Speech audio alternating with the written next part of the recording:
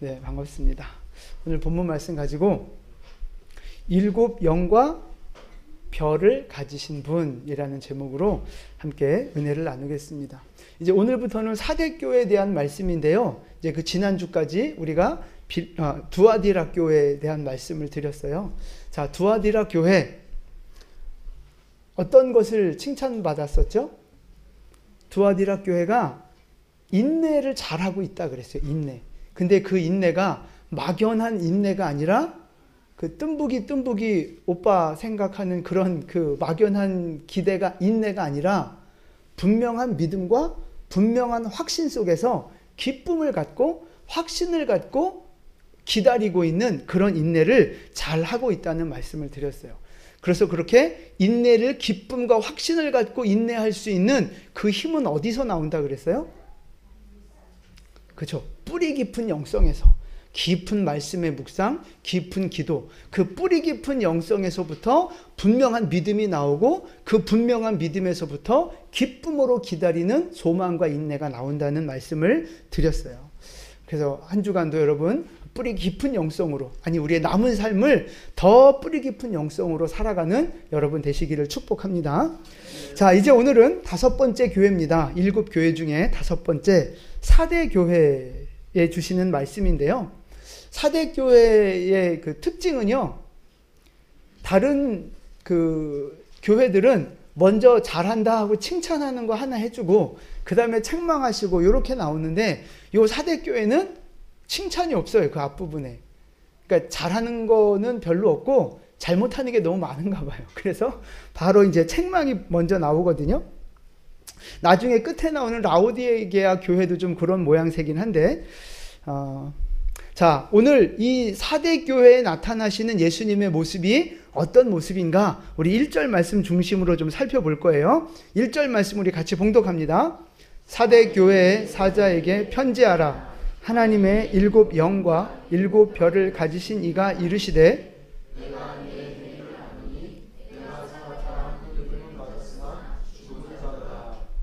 아멘. 먼저 우리 지도를 하나 좀 보여드려야 되는데 여러분 보실 때 왼쪽 밑에 하단 쪽에 에베소 교회에서부터 지금 시작해서 위로 서마나 버가모 저 두아디라까지 본 거예요. 그리고 이제 오늘은 저 밑에 이제 사대교회를 볼 거고요. 앞으로 빌라델비아 교회 그리고 라오디게아 교회까지 남아 있습니다. 자, 요 사대교회 주시는 말씀인데, 자, 이 사대교회 오늘 예수님이 어떤 이미지로 어떤 모습으로 지금 나타나고 계셔요? 그쵸. 7 영과 7 별을 가지신 분으로 나타나고 계시는데, 자, 여기서 말하는 7 영은 뭘 말하는 거예요? 성령을 말하는 거예요. 성령. 성령이 7분인가요? 그런 게 아니고 이 7이라고 하는 숫자는 상징적인 숫자거든요. 완전성을 상징하는 숫자예요. 그러니까 7 영, 그러면 7 성령을 말하는데 그 말은 완전하신 성령을 말하는 거예요. 완전하신 성령.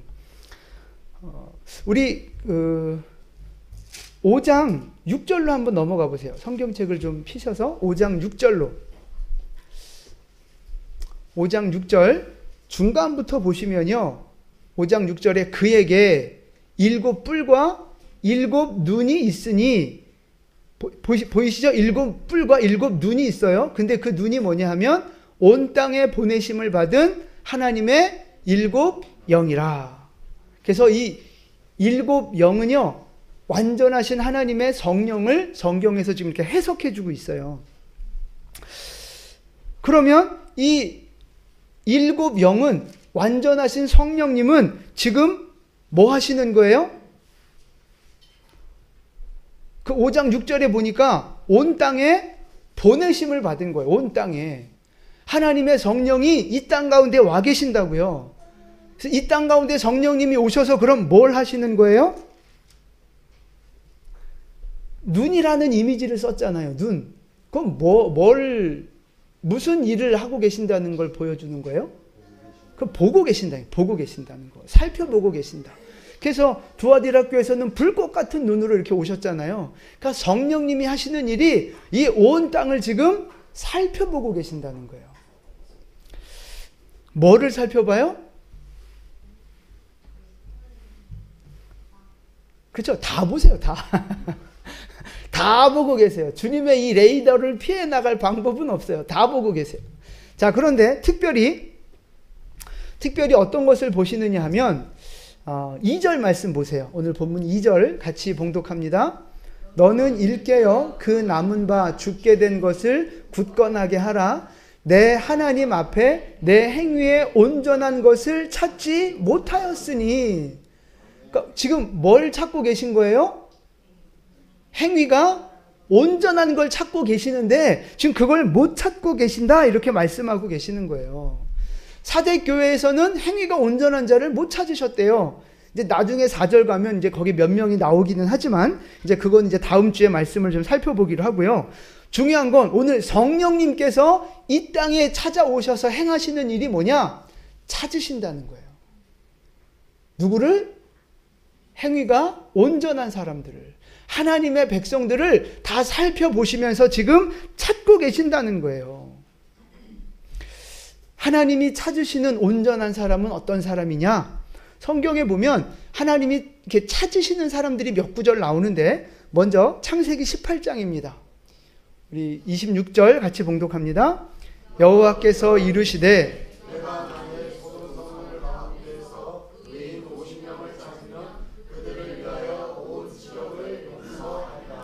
아멘.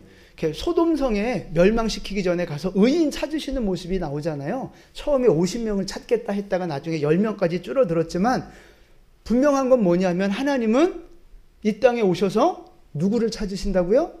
의인을 찾으신다는 거예요. 의인. 의인이 뭐예요?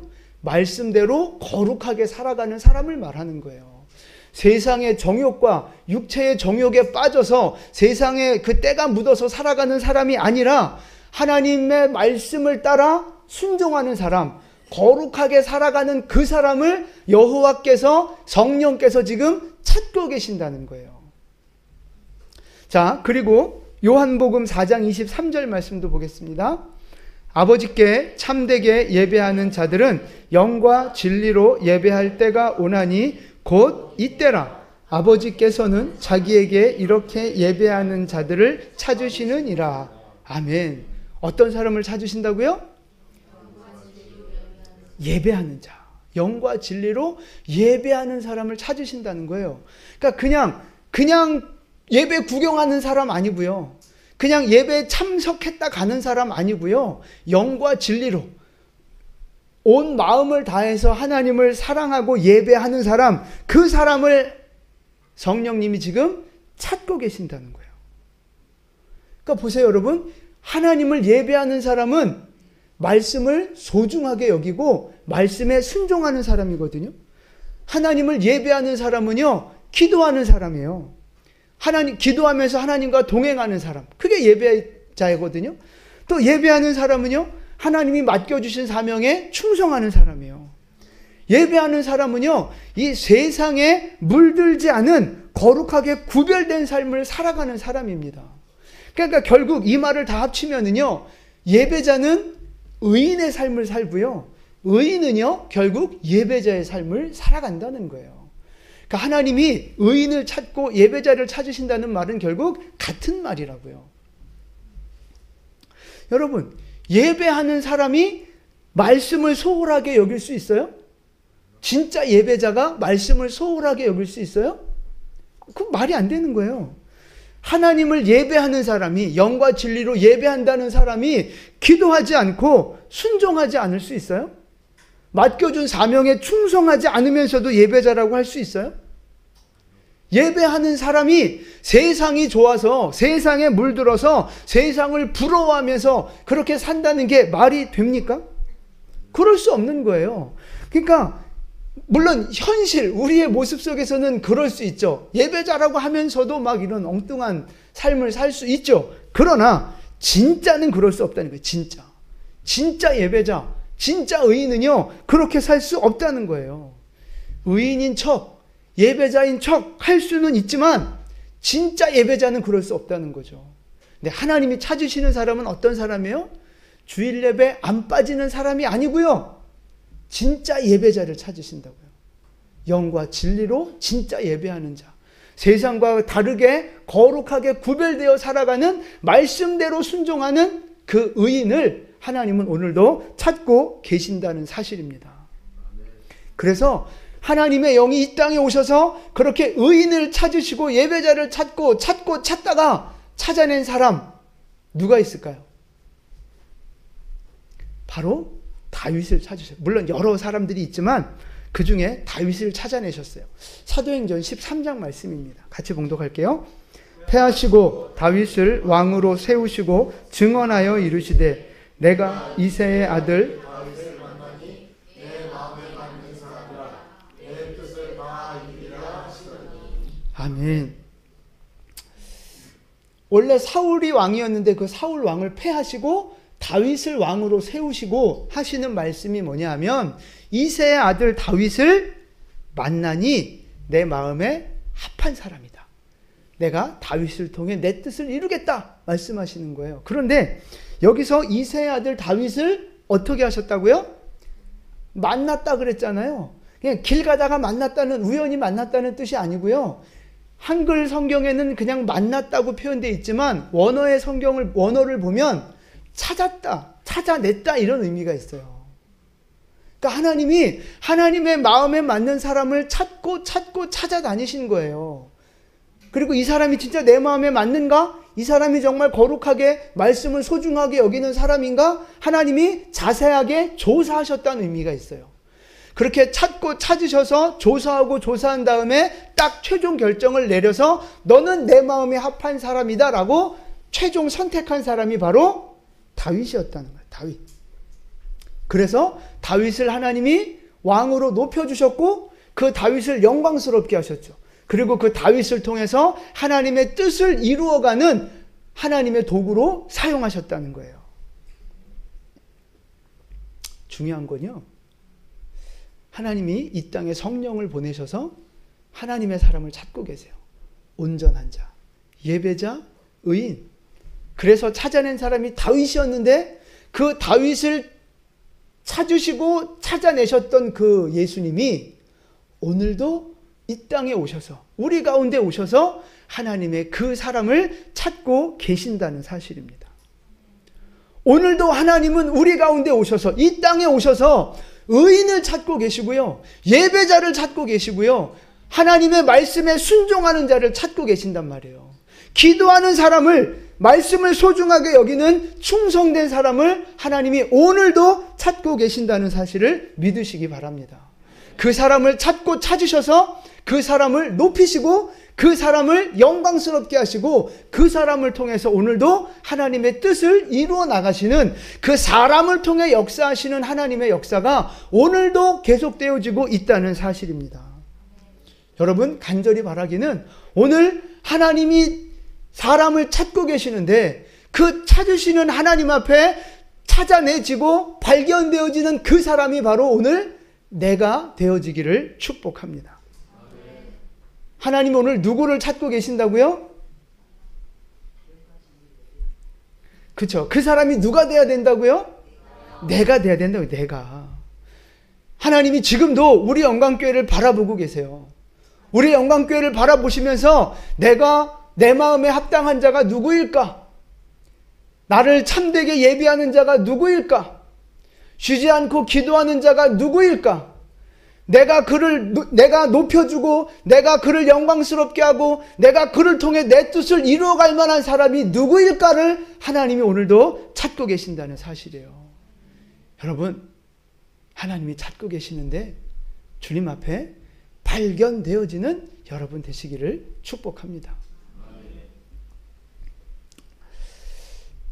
그래서 나를 통해 하나님의 영광이 드러나고 나를 통해 하나님의 뜻이 이루어지는, 정말 그래서 하나님 앞에 참 잘했다, 착하고 충성된 종아, 그렇게 인정받고 칭찬받는 여러분 모두가 될 수 있기를 예수님의 이름으로 축원을 드립니다. 하나도 버릴 것이 없는 사람들, 할렐루야. 우리 영광교회 안에는 하나도 버릴 것이 없는 사람들 되어지기를 축복합니다. 그렇게 알곡들만 모인 우리 교회가 됐으면 좋겠어요. 그러면 제가 이 말씀을 준비하는데 문득 그런 생각이 들었어요. 아니 그럼 하나님은 온전한 사람만 찾으시나? 조금 부족하면 다 떨궈 버리시나? 그런 생각이 문득 들었어요. 어때요?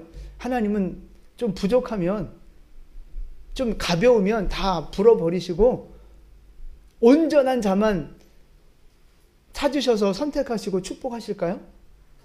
그게 아니에요. 그게 아니에요. 보세요. 하나님은요, 잃어버린 영혼도 찾으시고요, 상처받은 영혼도 찾으시고요, 슬퍼 어둠 가운데 주저앉아 있는 영혼도 찾으시고요, 방황하는 영혼들도 주님이 찾아다니시고 주님이 그 영혼을 찾아내신다는 사실이에요. 하나님은 모든 영혼을, 모든 사람들을 다 찾고 부르시는 줄 믿으시기 바랍니다. 그래서 온전한 사람은 찾아내셔서 어떻게 하세요? 사명 주시고 상급 주시고 영광스럽게 세워가시는 거예요. 부족한 사람은 찾아내시면 어떻게 하실까요? 그렇죠. 일단은 회복시켜 주시고 위로해 주시고 훈련시키시면서 온전한 자로 세워가시는 거죠. 그래서 하나님은 이놈 저놈 안 가리고 우리 모두를 다 찾으시고 우리 모두를 붙잡아 주고 계시고 우리 모두를 축복해 주길 원하시는 줄 믿으시기 바랍니다. 그러니까 완전한 자는 더 완전한 길로 나아가길 힘쓰셔야 되고요. 난 아직 부족해, 난 아직 연약해, 이렇게 조금 자존감이 좀 낮거나 좀 이렇게 좀 영적으로 위축되어 있는 분들이 있다면 괜찮아요. 하나님은 의인 99보다 잃어버린 한 영혼을 발견했을 때 그 영혼을 그것으로 인해서 더 기뻐하신다 그랬거든요. 다들 99 쪽에 속해 계시니까 별로 감동이 없으신가 본데 하나님은 잃어버린 영혼 하나, 그 영혼 찾고 돌아오는 것을 더 기뻐하신다고 말씀하셨어요. 우리 모두 하나님이 지금 찾고 계시는데, 아니 하나님이 여러분 찾아내신 거죠. 찾아내셨으니까 여러분 지금 교회 나오신 거죠. 그럼 이제 우리가 해야 할 일은 뭐예요? 그러니까 하나님은 우리를 회복시키시고 일으켜 세우시고 축복해 주길 원하시고 성장시켜 나가기를 원하시잖아요. 이제 우리가 할 일은 그 하나님의 뜻에 순종해서 하나님 앞에 나아오시면 되는 거예요.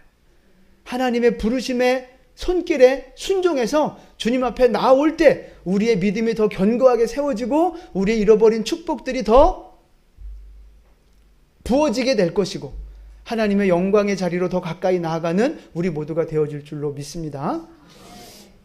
하나님은 졸고 있는 자도 사랑하시고 찾아주시고 만나주실 겁니다. 네. 안 졸고 있어도 딴 생각하는 사람들 많잖아요. 다 보여요. 모르는 척 하는 거지. 그 사람들도 다 마찬가지예요. 하나님이 사랑하십니다. 그리고 더 온전한 자로 세워가기를 원하십니다. 그 하나님의 은혜 가운데 머무르는 여러분 되시기를 축복합니다. 그러니까 일단 안 빠지고 잘 나오기만 해도 뭐 이렇게 기회가 생기는 거예요. 기회가. 하여튼 여러분 잘 나오셨어요. 그래서 빠지지 마시고. 자, 그 다음에 첫 번째 말씀은요. 지금 드린 말씀은 7 영을 붙잡고 계셨는데, 자, 두 번째 뭘 붙잡고 계세요? 네, 7 별을 붙잡고 계세요.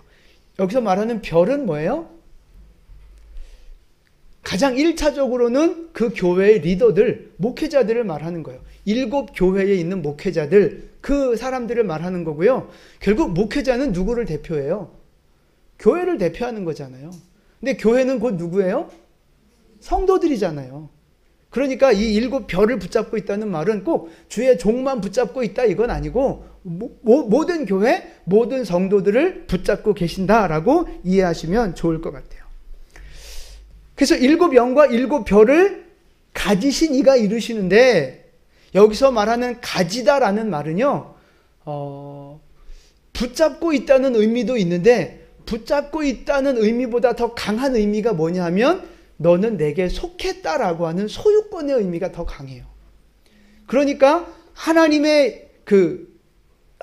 예수님의 몸된 7 교회가, 그 7 교회를 예수님이 붙잡고 계시는데, 단순히 붙잡고 계실 뿐만 아니라 그 교회가, 그 성도들이 바로 하나님께 속한 사람들이라는 거예요. 그래서 하나님이 꽉 붙잡아주고 계신다는 것을 지금 말씀해주고 계시는 거예요. 그런데 예수님이 이 교회들을, 우리 성도들을 꽉 붙잡고 계시는데 왼손으로 붙잡고 계세요? 오른손으로 붙잡고 계세요? 비빔면은 왼손으로 비벼야 돼요? 오른손으로 비벼야 돼요? 그렇죠. 양손으로 비벼도 되죠. 근데 예수님이 우리를 붙잡고 계신 건 어떤 손으로? 오른손으로 붙잡고 계신다고 말씀하고 계세요. 지금 여기는 안 나오지만 1장에 가면 1장 20절에도 보면 오른손으로 붙잡고 계시고요. 2장 1절 말씀에도 보면 오른손으로 붙잡고 계신다고 말씀하고 계세요. 자, 왜 오른손으로 붙잡고 계신다고 표현하고 있을까요? 오른손이 그 의미하는 게 뭐냐면 강력한 힘을 상징하는 거예요. 권위. 그러니까 예수님이 교회를 오른손으로 붙잡고 계신다 이 말은요, 아주 강하게 붙잡고 계신다는 거예요. 능력으로. 그래서 그 누구도 그 손에서 빼앗아갈 수 없도록 강력하게 지켜주시고 붙잡고 계신다는 걸 보여주고 있는 거예요. 자, 그런 의미가 있다는 걸 여러분 마음속에 담아두시고, 그러면 예수님은 주의 백성된 이 교회들, 주의 성도들을 왜 오른손으로 지금 이 사대교회를 왜 강력하게 붙잡고 있다고 말씀하실까요? 왜냐하면 지금 사대교회가 죽어가고 있어요. 자, 1절 말씀 중간에부터 보시면, 중간에 내가 살았다 하는 이름은 가졌으나 죽은 자로다. 그러니까 살아있는 것처럼 보이는데 사실은 죽었다는 거예요. 정확한 의미는 죽어가고 있다는 거예요. 죽어가고 있다.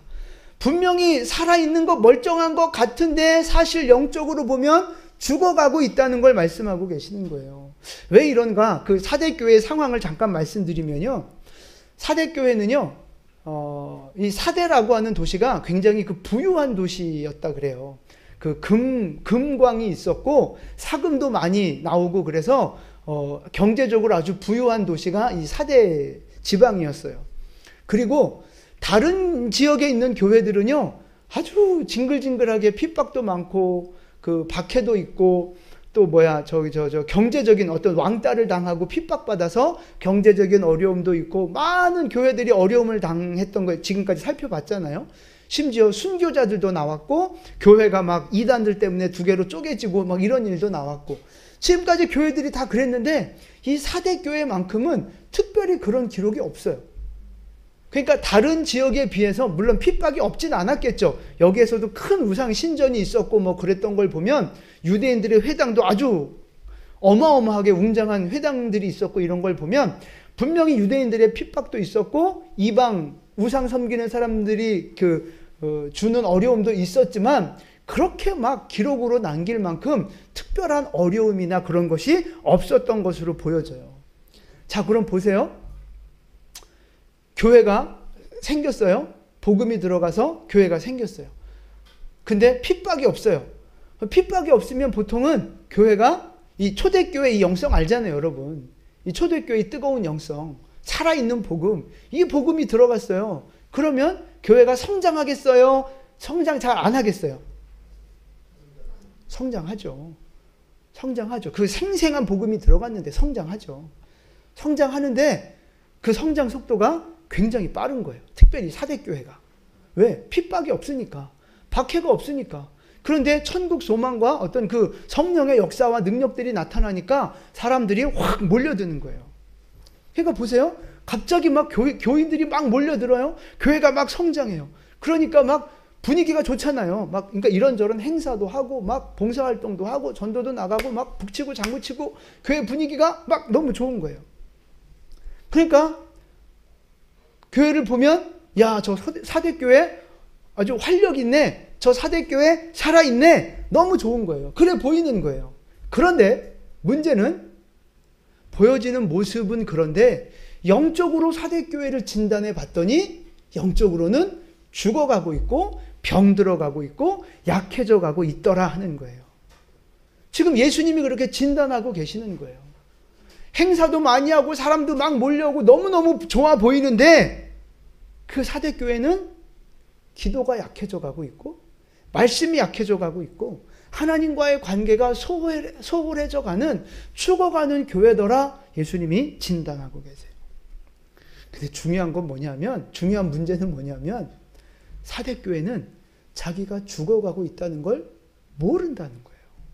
왜? 사람들 막 몰려오니까, 막 분위기 좋으니까, 막 사람들 많으니까 막 뭘 해도 이렇게 좀 분위기가 나잖아요. 사람들이 많으니까 예배도 뭐 뜨거운 것 같잖아요. 그러니까 자기들이 죽어가고 있다는 걸 모르는 거예요.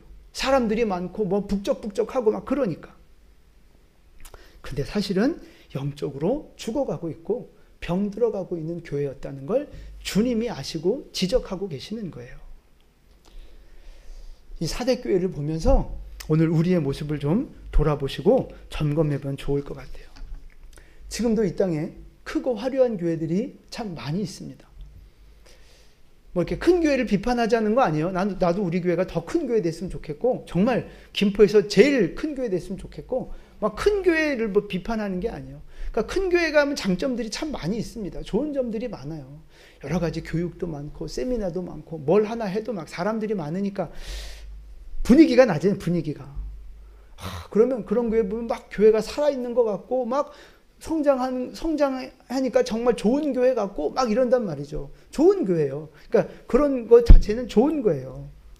그리고 성도 개인을 봐도 마찬가지예요. 교회 보면 여러분 열심히 하는 성도들 있잖아요. 봉사도 열심히 하고 뭐 이렇게 열심히 사역하고, 뭐 우리 교회는 대부분 다 그런 분들이라 뭐 하여튼 다 이제 우린 다 그렇잖아요. 좋아요, 좋아. 봉사 열심히 하고 잘 섬기고 열심히 하고 좋은데, 근데 중요한 건요, 영적인 모습은 어떠냐 하는 거죠. 영적인 모습. 다른 사람 보기에는 살아있는 믿음 같고 좋은 교회 같고 저 사람의 믿음이 좋은 믿음 같고 참 잘하는 것 같고 그렇게 보여지는데, 하나님이 보실 때에 영적인 관점으로는 어떠냐. 우리는 거기에 관심을 가져야 한다는 거예요. 어쩌면 우리가 봉사도 많이 하고 사역도 많이 하고 전도도 하고 막 열심히 행사도 하고 다 좋은데, 어쩌면 우리가 영적으로 죽어가고 있고 병들어가고 있는지 모르겠어요. 봉사 많이 하고 여러 가지 뭐 이렇게 활동과 사역들 많이 하고 하는데, 그거 많이 하면서 내가 기도의 시간이 줄어든다면, 내가 말씀의 시간이 줄어든다면, 내가 하나님과 깊이 하나님과의 관계 맺는 시간들이 줄어든다면 우리의 영혼은 병들어가고 있는 거예요. 잠들어가고 있는 거라고요. 약해져가고 무능해져가고 있다는 사실입니다. 바쁘게 사역할수록, 바쁘게 뭔가 할수록 기도 시간이 줄어들 수밖에 없잖아요. 말씀으로 하나님 앞에 서는 시간이 줄어들 수밖에 없잖아요. 하나님 바라보는 시간이 줄어들 수밖에 없잖아요. 사람하고 많이 만나다 보면, 미디어랑 많이 만나고 사람하고 많이 만나다 보고 일에 너무 이렇게 집중하다 보면 당연히 하나님과의 관계가 약해질 수밖에 없다고요. 그러면 경건의 모양은 있어요. 뭐 열심히 하는 것 같고 뭐 경건의 모양은 있다고요. 그런데 뭐가 없어요? 경건의 능력을 상실해버리는 교회, 경건의 능력을 잃어버리는 성도가 될 수 있다는 것입니다. 큰 교회, 열심히 하는 교회, 뭔가 이렇게 막 앞장서서 이렇게 막 일을 많이 하는 그런 성도, 그런 성도들이 점검해보고 돌아봐야 할 말씀인 거예요. 그런데 그 바울 사도 알잖아요. 바울 사도는 이 사대교회와하고는 완전히 다른 모습으로 살았어요. 자, 고린도후서 6장 9절과 10절 말씀입니다. 같이 고린도후서 같이 말씀 봉독합니다. 무명한 자 같으나 유명한 자요, 죽은 자 같으나 보라 우리가 살아있고 징계를 받는 자 같으나 죽임을 당하지 아니하고, 근심하는 자 같으나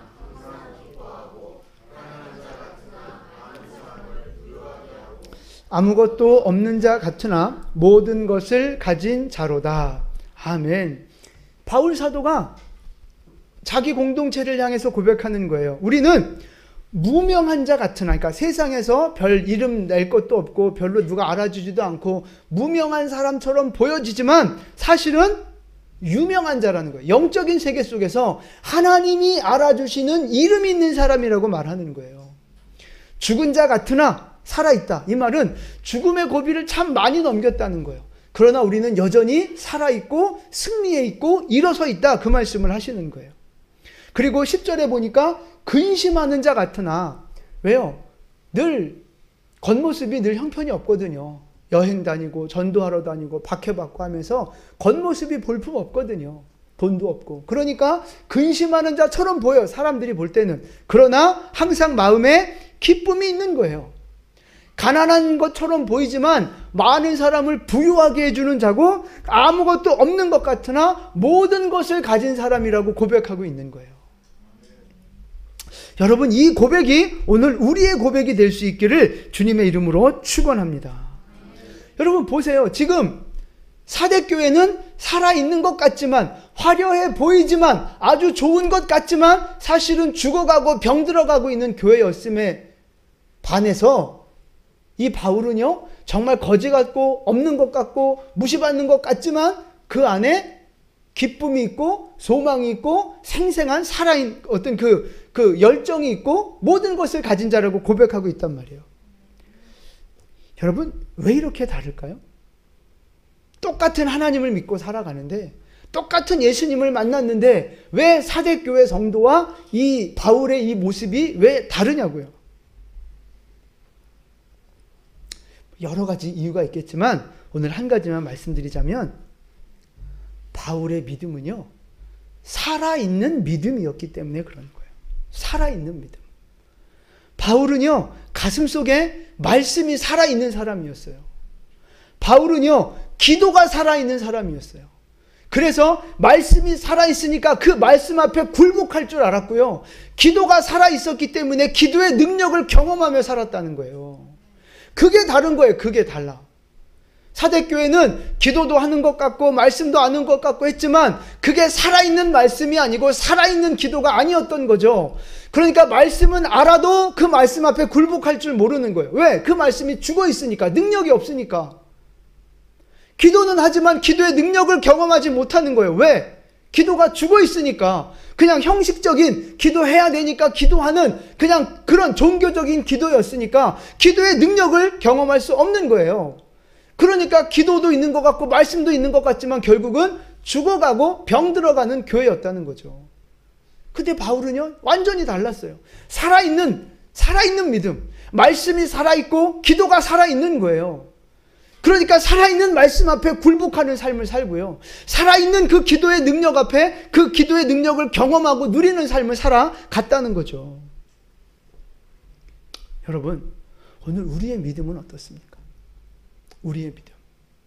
사대교회처럼 뭔가 하는 것 같고 뭔가 있는 것 같고 뭔가 이렇게 좀 되는 것 같은, 그러나 영적으로는 죽어가고 병들어가고 무능한 그런 신앙이십니까? 아니면 바울처럼 세상적으로는 별 볼 일 없어 보여도 가슴에 말씀이 살아있고 기도의 불이 타오르고 하나님 앞에 내 인생을 바쳐 예배자로 복음 위에 살아가겠다고 하는 살아있는 믿음이 있는 그런 사람들입니까? 여러분의 지금 믿음의 모습은 누구를 닮았느냐 하는 거예요. 사대교회를 닮았습니까? 바울 사도를 닮았습니까? 간절히 바라기는 바울과 같은 믿음으로 우리의 믿음이 다시 살아나고 다시 일어나는 은혜가 있기를 축복합니다. 정말 우리의 가슴 속에 말씀이 살아있어서 기도의 능력이 살아있어서 성령 충만함으로 하나님의 능력을 경험하며 기도의 응답을 누리면서 세상을 이기는 자로 살아가는 여러분 될 수 있기를 축복합니다. 기도의 능력을 맛보고 하늘의 능력을 맛보는 그런 여러분 될 수 있기를 축복합니다. 제가 그래서 강조하고 말씀드리는 게 바로 그거예요, 여러분. 부흥. 근데 단순히 성도들이 많이 몰려드는 그 교회적인 부흥, 뭐 그걸 말하는 게 아니에요. 그것만 말하는 게 아니라고요. 그 교회적인 부흥에 앞서서 뭐가 필요해요? 내 안에 말씀의 부흥이 있어야 되는 거예요. 내 영혼 안에 기도의 부흥이 먼저 있어야 된다고요. 내 안에 먼저 말씀의 묵상을 통해 말씀이 내 안에 새겨지고 말씀이 내 안에 살아 움직이는 능력이 되어지는 그 말씀의 부흥이 먼저 있어야 하는 줄로 믿습니다.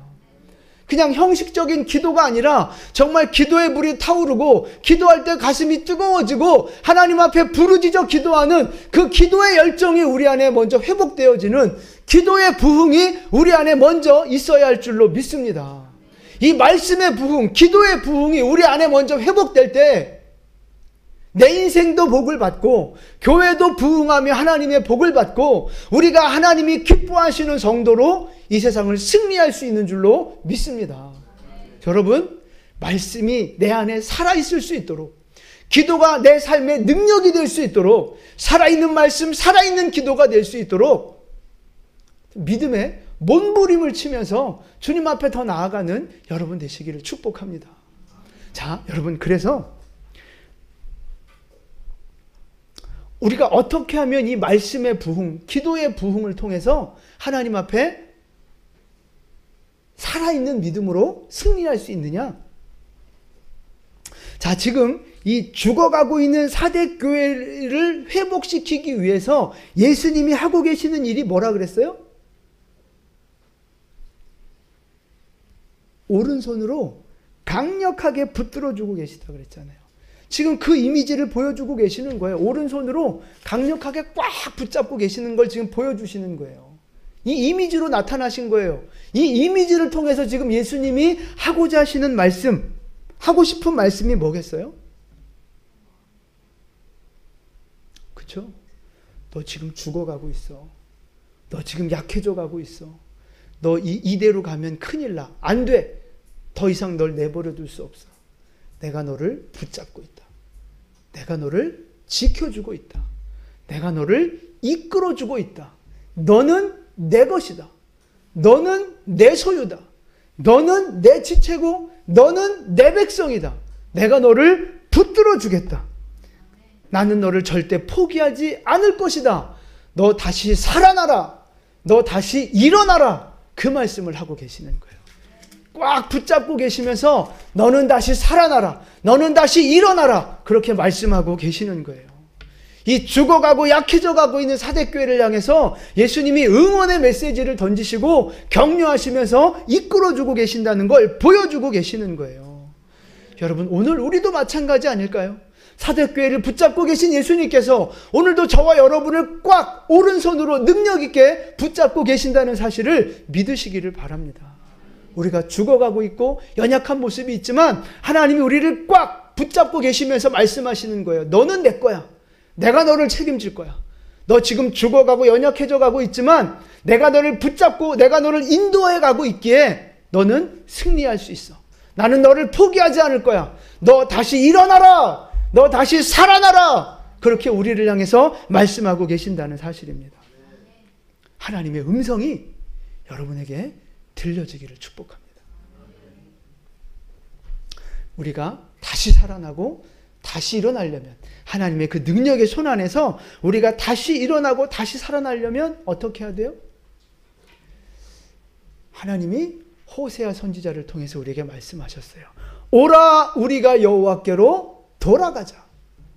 오라 우리가 여호와께로 돌아가자. 하나님께로 돌아가야 되는 거예요.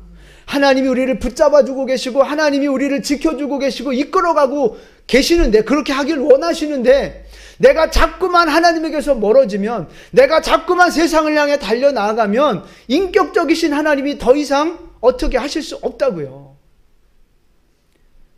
나를 붙잡고 나를 이끌어가고 나에게 복주길 원하시는 하나님의 그 손 앞에 내가 붙들릴 수 있도록 그 하나님의 은혜의 울타리 안에 들어갈 수 있도록 오라 우리가 여호와께로 돌아가자. 하나님께로 다시 돌아가야 하는 줄로 믿습니다.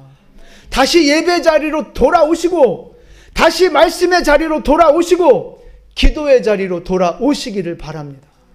내게 맡겨주신 사명의 자리로 돌아오는 여러분 되시기를 축복합니다.